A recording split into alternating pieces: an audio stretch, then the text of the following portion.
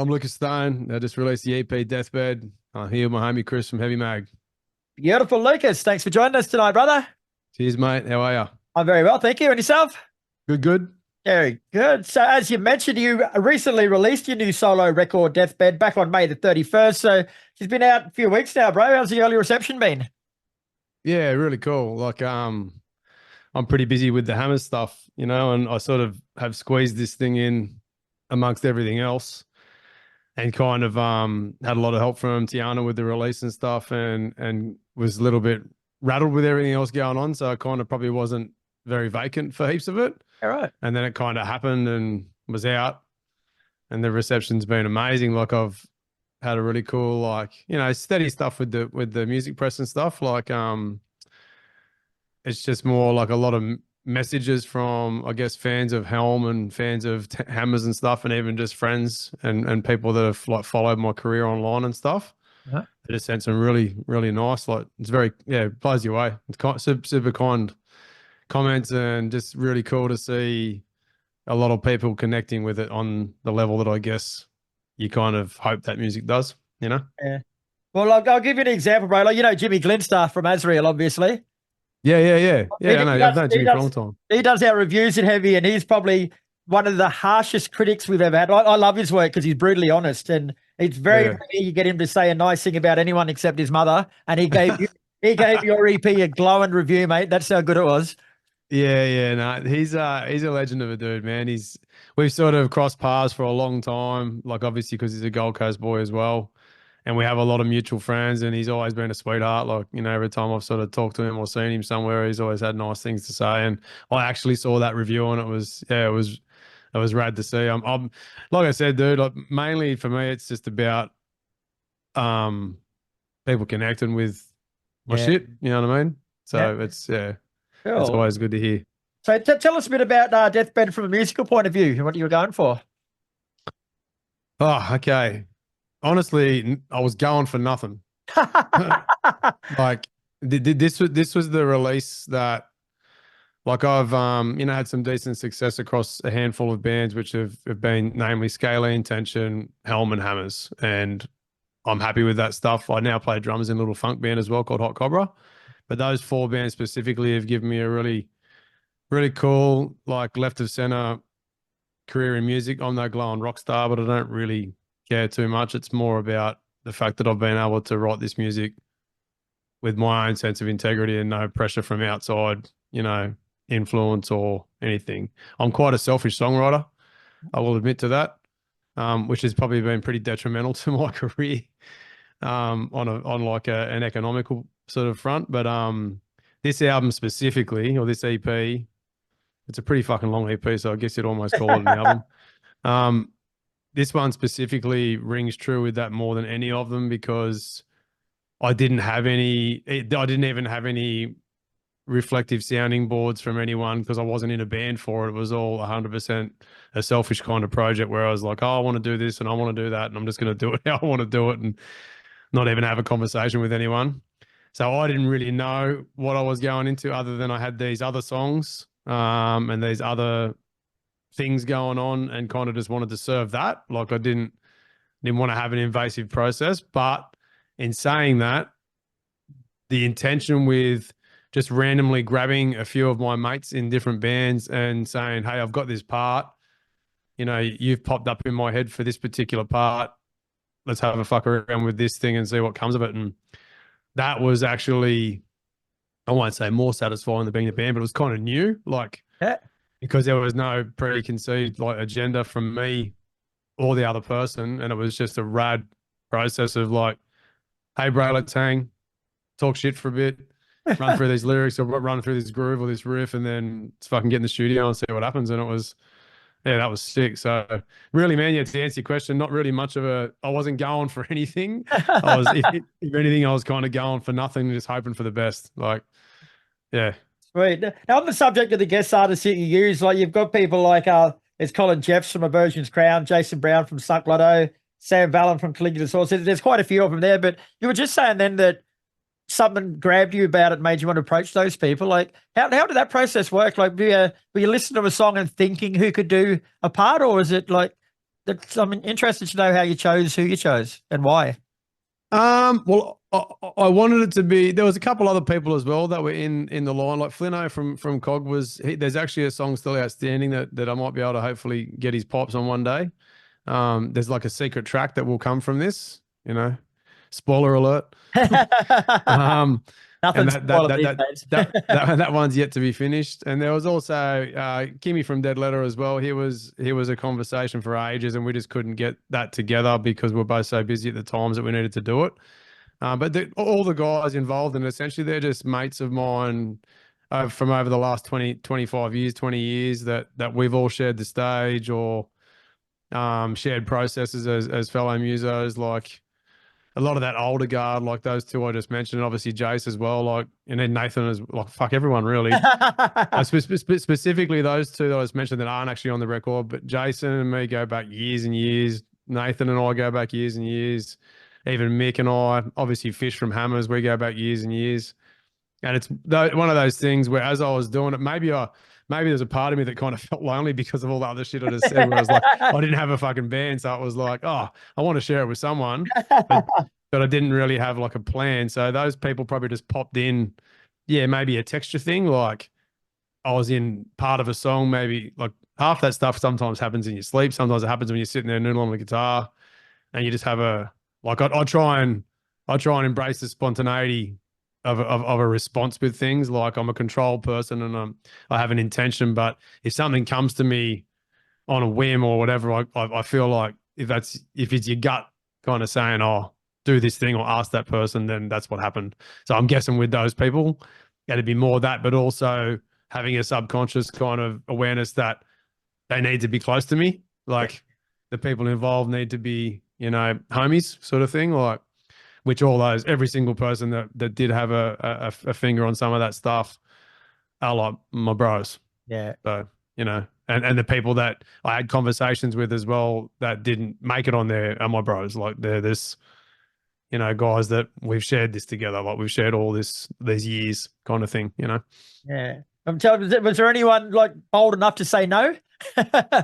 No one said no. Like, like that was another cool part. There was like everyone's really keen. Like even with, like I said, with Kimmy and Flynn, it was more a matter of just not being able to get to each other and trying to clear the schedules and stuff. But no, everyone seemingly, people tell lies, but I don't really try to associate with too many liars. No, But from what I can gather, everyone seemed pretty keen, Imagine that if they just said, "No, fuck you, man, I'm been involved in that bullshit." I was wondering if they didn't. No, fuck you. Yeah. I mean, if there's anyone that could take it, like, and have a laugh, it'd be me. But no, fortunately, everyone was pretty nice, mate. It'd be even worse if, like, you thought they were just taking the piss and you play, yeah, right, whatever, and they go, no, seriously, mate. Don't turn up, yeah. Or they just book it in, and just don't show. Oh, fuck, sorry, mate. I just say somebody stumbled upon this interview by chance and they think it's starting to sound a bit of all right, mate. Like, give us 2 songs off Deathbed that they should listen to give them an example of what to expect and explain a bit about those songs and why you chose them. Oh, okay. I would like my personal. It's funny, man. I'm just sorry. I'm not trying to be too long winded with this, but right, bro. This is one of the first. I'll be honest here. It's one of the first releases that I've actually, like, every time you write, like I write, so and I've contributed all these releases across a couple of different bands over the years, and it's like I'm such a critical, push myself in and out of my body person to get the best result that I quite often don't enjoy my own shit.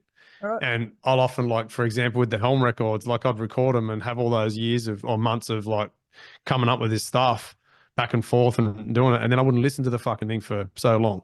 Yeah, right. So with this album, I've actually enjoyed listening to it, like as a listener. Like maybe it's because it's got the other people in it. Like, yeah. And I'm waiting for other shit as well besides my own fucking whinging. You get someone else to critique someone else as well. But definitely, like, the heaviness of Portent, I really love. Like, not so much in the sound of it, but the weight, the sheer emotional weight in that song, I love. I think Cross My Heart is probably a special song for me in that I don't generally release that kind of music.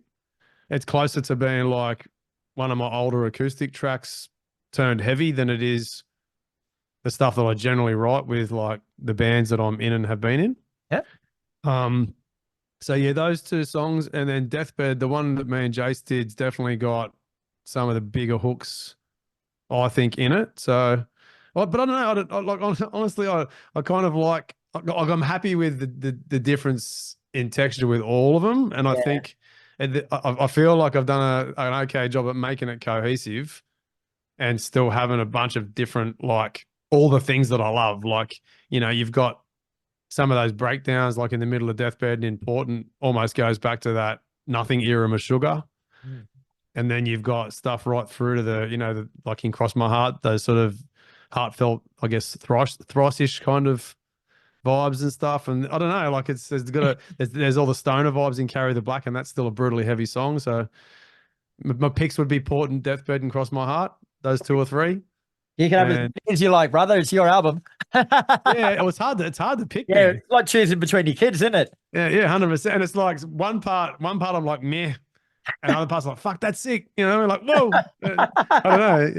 It's hard because you want to be like, I'm honest about it. Like, I Yeah. don't want to be saying, oh, no, it's no good. I don't like it. Like, I actually fucking enjoy it. But also, I'm still poking at shit and going, fuck, I should have done that. Or, you know what I mean? Like, That's a curse, isn't it? yeah, 100%. Never, the job's never done, mate, even when it's done. Yeah, I know that feeling. Now, we sort of touched on this a little bit before, bro, but you, you beside your guest artist, you did everything on it yourself. Like, was that big so that when people inevitably bug you to take this on tour, you can say, sorry, I haven't got a band? Oh, dude, 100%. But also, like, the guys in the band, the guys in the band, the guys that have been in it, especially Dario, and even Ruckus from Hammers that plays drums, like, he's got designs. Both of them got designs all over us potentially touring it, and I just have no inclination at all to do that.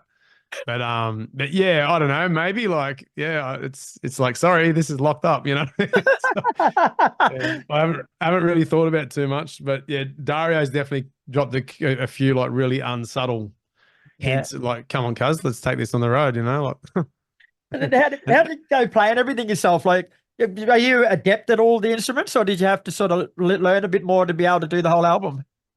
no, well, drums is my first instrument, so it's partly why, like, if you ask any person that's been in a band with me, like, I think I'm okay to be in a band with, but I am a control freak, and I definitely come with a complete vision, and it's very hard it must be hard. Like, I try to be as understanding as I can, and I've never had like a band fight in any bands I've been in, because I try to manage all of our egos and Yeah. sensitivities and be understanding. But it's hard because my brain gets flooded with these ideas from every angle. And because I do play those instruments, yeah, I'm adept at them. Like, I can play them all.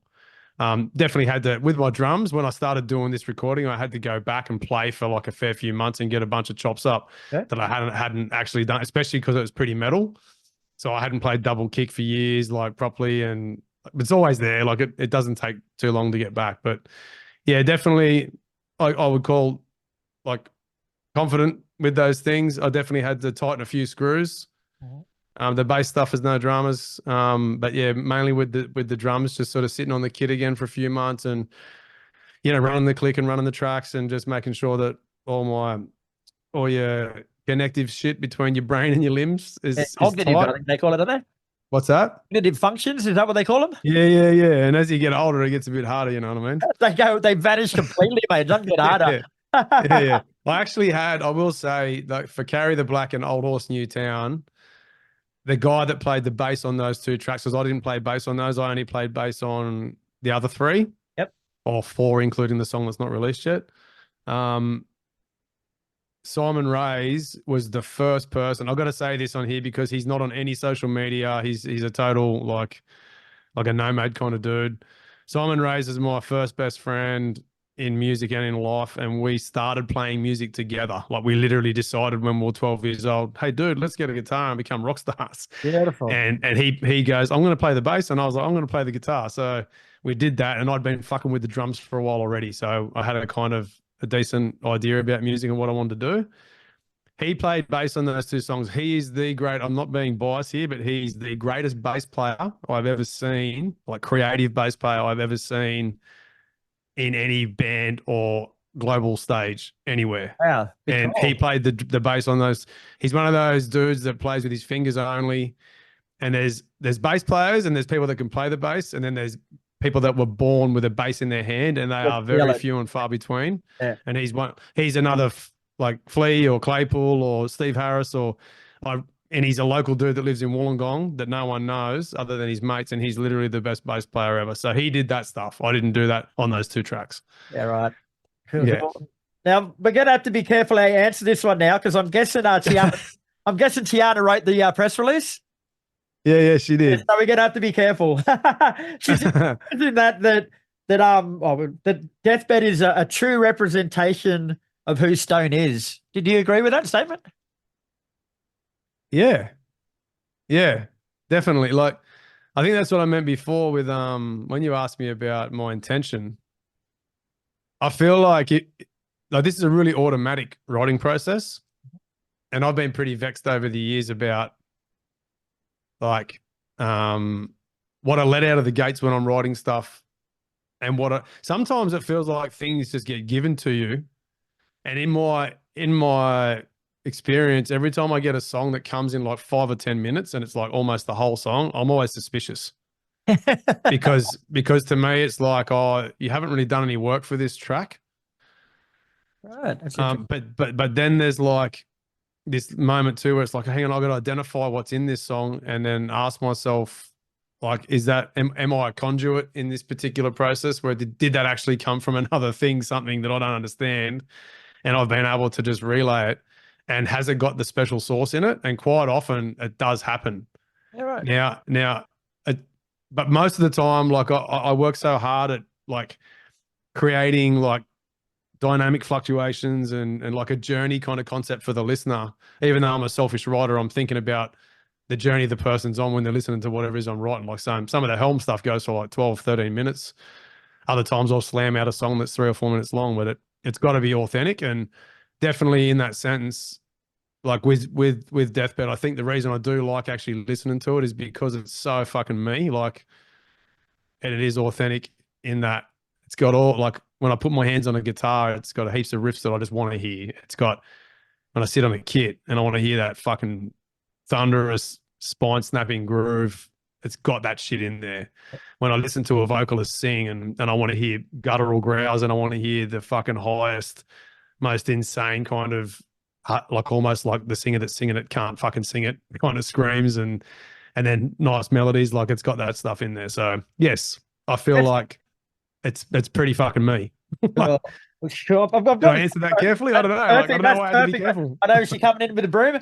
No. I've actually got to tell you, bro, like I've interviewed thousands of bands for their album releases, but never anyone that looks as happy with what they put out as you have. Like, you haven't stopped beaming about it the whole time, bro. It's great. Like, you very rarely get people that are that enthusiastic about it after they put it out. So it shows the quality of it and how much you actually put into it. The way thanks, dude. Loving it. You know what? Honestly, I mean, even in Hammers now, like I think people like this is like I'm gonna be real honest here. Like, the music world is an industry rife with ego, and I have a pretty honest one. Like I'm equally self-deprecating, and I'll equally, if you ask me a question, if I'm good at something and I know that I am, I'll just say, yeah, I can do that.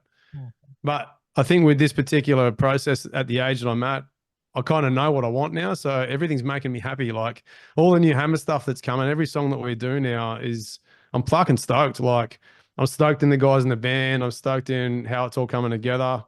I feel like the ideas that I'm having for the music that I'm doing at the moment at this age, even though I'm kind of dubbed, I guess I'm almost over the hill for it. I'm definitely peaking. I mean, I feel like it's a peak period, and I don't know, like maybe with the Deathbed thing, maybe fucking I'm gonna die next fucking week or some shit. Say that, maybe I'm not yet. I don't know. Like there's some spooky shit going on, and it's cool. I'm happy to be honest about it, and I'm happy to wear it on my sleeve, where it's like, I am enjoying it. Like, and I'm for the first time in my life with that particular release, I've enjoyed listening to it.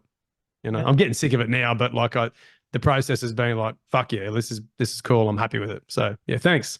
Yeah, kudos to you, brother. Well, yeah, I had to listen to it before the interview, bro, and Jimmy was right. It's a great album, man. But for those who haven't heard it, Deathbed is out now. It's 5 tracks of awesomeness, one to come. Where do people get a hold of it, bro? Oh, on all the usual fucking thieving, stealing platforms, mate.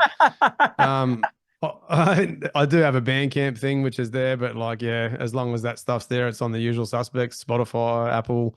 It's got, I think there's a lyric video for Portent. I haven't done any like major anything else. There's no film clips coming or anything like that. So yeah, I may do a vinyl release down the track. I don't know. It just depends on the demand, and it's had a decent amount of listens considering I'm kind of no one outside of the bands I'm in. So yeah, we'll see what happens down the track, mate.